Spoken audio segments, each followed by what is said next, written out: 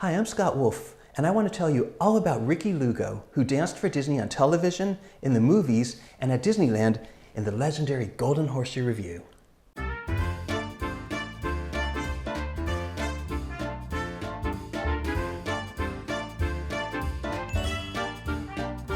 Rikki was a can-can dancer in the long-running Golden Horseshoe Revue in Disneyland. That show, which ran from 1955 to 1986, was a favorite of mine. Here's a picture of Rikki in the show. That's Rikki at the far left. In the middle, between the dancers, is Betty Taylor, the female singing star of the show, who was the longest-running cast member of the Golden Horseshoe Revue from 1956 until its final performance in 1986.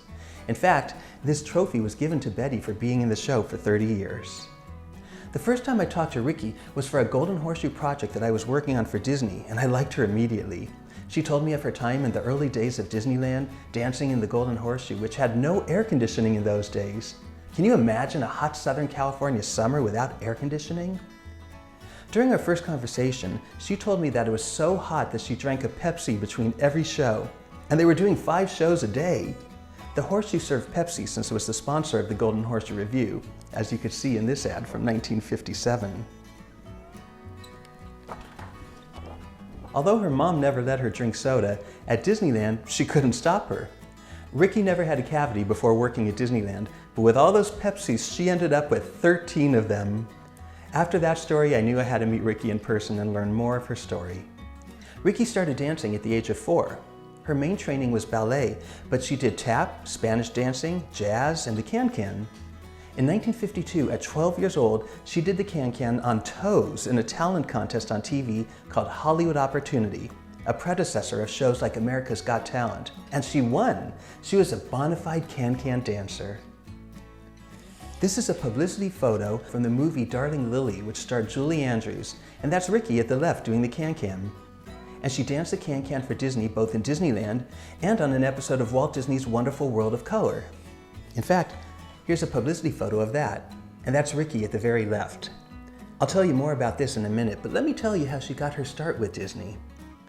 She had been taking dance class from noted Disney choreographer Tom Mahoney, and he asked Rikki to audition for the Golden Horseshoe Revue at Disneyland, as she started dancing in the show in 1960. The classic Old West style show was filled with singing, comedy, and dance, and Walt Disney just loved it, and he would often come to watch it. Rikki loved dancing in the Golden Horseshoe Revue, but the dancers did a whole lot more than just the main show. At one point, in between shows, Rikki and the other dancers were in a Disneyland parade on a float. They had strings attached to them like marionettes, and they did the can-can. She once counted that they did the can-can 33 times in a single parade. And once a week, Rikki and the dancers also did fashion shows for the Horseshoe audiences before the show. They would model clothes from the Pendleton Wool & Mills Company, who had an Old West-themed shop right next to the Golden Horseshoe in Frontierland. Sometimes, the entire cast did a show between shows at Disney's Holidayland, an area just outside of Disneyland, which, among other things, organizations could rent out for private events. It had a big circus tent, also not air-conditioned, and Rikki recalled the dancers getting on a golf cart and being driven to Holidayland to do the full show on their break.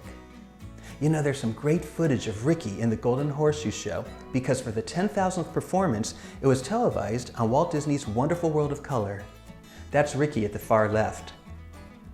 Rikki was the assistant choreographer to Tommy Mahoney on that episode, and she also danced the can-can in that episode.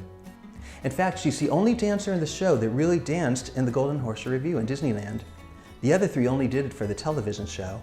They're dancing on a recreation of the Horseshoe stage, which was actually at the studio because the Disneyland stage just wasn't big enough for all the embellishments and extra show numbers that they included on TV. The show also included celebrity guests including Ed Wynn and Annette Funicello. A legendary Hollywood entertainer, you might remember Ed Wynn as Uncle Albert in Mary Poppins, and he did a number of Disney live-action movies, including Babes and Toyland. He's also the voice of the Mad Hatter in Disney's animated classic Alice in Wonderland. In fact, the Mad Hatter looks a lot like him by no coincidence. Annette Funicello was Disney's sweetheart. She became a superstar after being a Mouseketeer on the original Mickey Mouse Club. She also appeared in Disney movies and recorded 15 albums for Disney.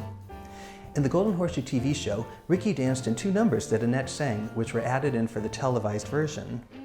This one is Mr. Piano Man, which was sung by Annette and written by the famed Sherman Brothers, who I'm so fortunate to have known. They wrote all the songs for Mary Poppins and Winnie the Pooh, and even It's a Small World, and so many more. That's Rikki at the far left. Mr. Piano Man was written especially for this TV show. Rikki worked with Ed Wynn and Annette not only on the Horseshoe Show, but also in the Disney movie Babes in Toyland. Again, Rikki was assistant choreographer to Tom Mahoney, and again, she was seen dancing on screen. I want you to hear a clip from a conversation I had with Rikki where she talked about both Ed Wynn and Annette Funicello. The most wonderful man in the world is old Ed Wynn.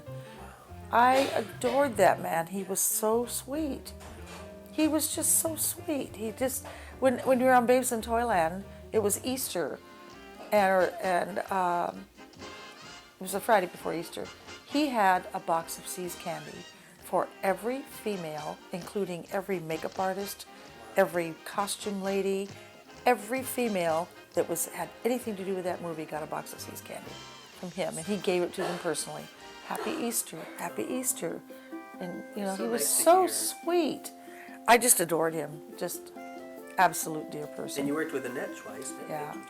I remember we used to have lunch at the commissary, and we would be really good and have our little salad and hard-boiled egg, and we were eating with everybody. And we'd always leave just a little bit early. She'd say, let's go. We go. We were paying. We'd grab a Hershey bar, run to the bathroom and eat it. We were both trying to watch our weight. Yeah. And we both snuck and got Hershey's on the way out. She was really sweet. Rikki was so fond of both Ed Wynn and Annette Funicello, and also of choreographer Tommy Mahoney. In fact, Tommy was the godfather of her daughter. Here's a wonderful clip of Tommy introduced by Annette. That's Tommy Mahoney, our choreographer. He created the many exciting dance numbers for Babes in Toyland. When the script calls for dancing, Mr. Disney calls for Tommy.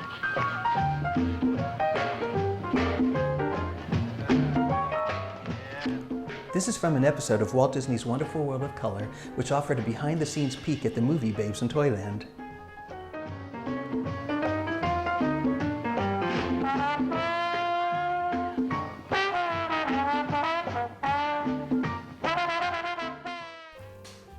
In 1965, for the Disneyland 10th anniversary episode of The Wonderful World of Color, Rikki again was assistant choreographer.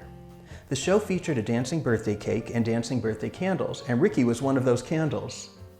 The male dancers were the cake pieces and the female dancers were the candles. For a month, Tommy and Rikki went to the studio to work with costumers while they made the costumes and to ensure that they would fit the dancers and that they'd be able to dance in them. When Rikki tried one version on, it was very tight, and she actually got stuck inside the candle. They had to use a blowtorch to get her out of it. Well, eventually the costumes were perfected for the big dance number at Disneyland. Rikki was there as the assistant choreographer to Tommy. She wasn't supposed to be one of the dancers, but I want you to hear Rikki tell in her own words how she ended up becoming a candle on that cake. You know, the cobblestones in front of the castle and a little bit of a slant, and we had character heels on in those candles. And he had us doing turns fouettes in character heels without being able to use our arms on that cobblestone. Well, the first shot, Emmy Lou, her shoe caught in the little edge and broke her ankle. First shot. And Tommy said, okay, Rikki, there you go. I thought, oh, dang. I have to get up on that cake. Because it was scary up there. Because you couldn't see. With the sun shining on the screen, you couldn't see the edge. And we're turning around the edge, you know. Rikki remembers her Disney days so fondly. She loved working at Disneyland. She loved dancing. She loved the audiences. And you know, both her daughters ended up dancing and even doing the can-can. Her daughter Tawny did it at Wild Bill's Old West Dinner Theater in Anaheim, where Rikki was choreographer, and Toby was the second generation to dance in the Golden Horseshoe in Disneyland, in the Golden Horseshoe Jamboree show. The last thing Rikki did for Disney was in the early 2000s, more than 4 decades after she was originally hired by Disney.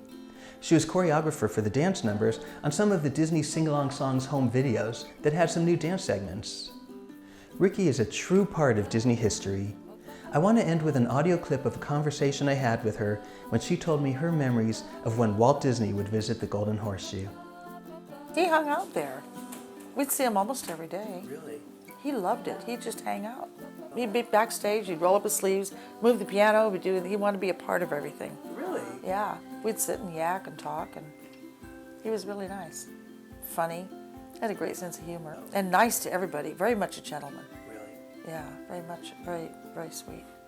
And then he would bring in, food for us and stuff, yeah, once in a while. But at the time, I just took it for granted. He was just Walt. He was just a very nice man that was our boss. I was just honored to know him.